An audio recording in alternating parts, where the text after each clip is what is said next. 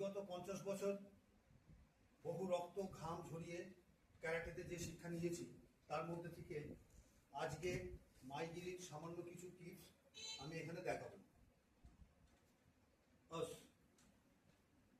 অনেকেই মাইগিরি করে, বেশিরভাগই দেখেছি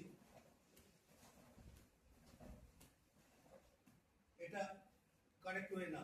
যারা এভাবে করে তাদের বেশিরভাগ সময় কিন্তু কোমরে ব্যথা হয়। তাদের বলবো মাইগিরি এভাবে করবে না।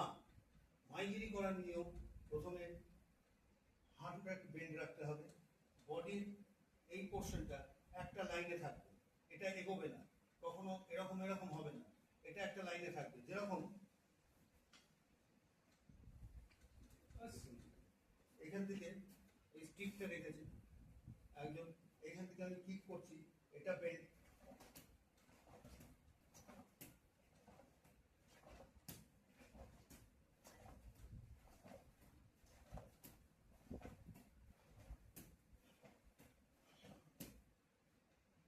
এখানে কিন্তু আমার হিপ আপার পার্ট একটা সোজা লাইনে ছিল, এটা কখনো এগোয়নি।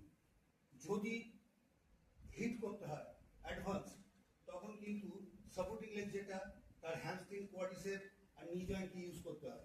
তখন কি হয়, push push push and kick, right?